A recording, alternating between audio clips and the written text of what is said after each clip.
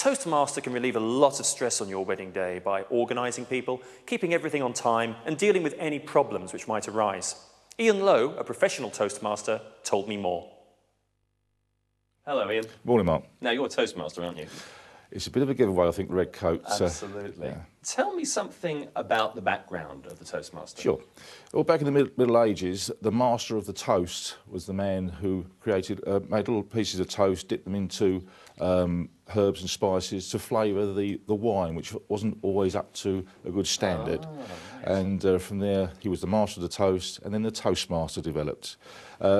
Later on, in the big houses back in the 19th century, the butlers used to announce the guests in for dinner and announce them to the host and hostess, and they were always dressed in black. And then in the 1930s, one of the butlers in the big house decided to create for himself a red coat to distinguish himself from other members of the household. I see. And the red coat developed, and then Toastmaster developed from there. So began the tradition. Absolutely. What would you do then as a Toastmaster at a wedding?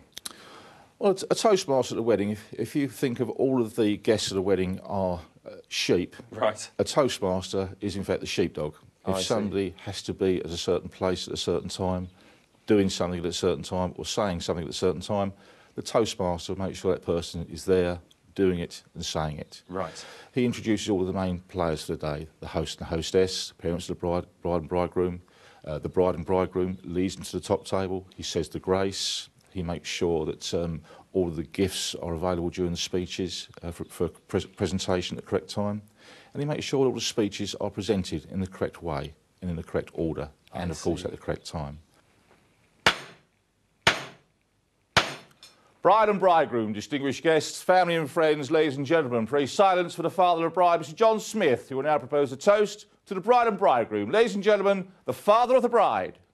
Is there an order to the speeches which you'd give? Sure. You call them speeches, but they are in fact toasts. I see. And the first toast to be proposed at a wedding is traditionally proposed to the bride and bridegroom by the father of the bride, or if he's not available, his substitute. Right.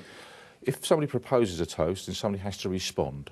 So the next speaker is usually the bridegroom, who responds to the first toast on behalf of his bride and himself, and he concludes his speech by proposing a toast to the bridesmaids. And then the best man responds on behalf of the bridesmaids. Oh, I see. And that's where we get the three speakers from. Ah, right. Yeah, okay. So, as I say, if somebody proposes a toast, somebody must respond.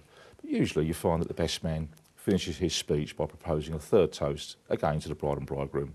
At the end of the day, it's a wedding. If he wants to propose a toast to the bride and bridegroom, who are we to argue? Absolutely. What sort of information would a bride and bridegroom need to consider when booking a Toastmaster? Well, a good Toastmaster will always meet with the bride and bridegroom about a month or so before the function. Right. And he'll go along with his own prepared sheet of paper to go through the main players for the day. Obviously, the full name of the bride and bridegroom, what they wish to be called on the day, which is something that people tend to forget as well, because not all brides take the husband's name. No.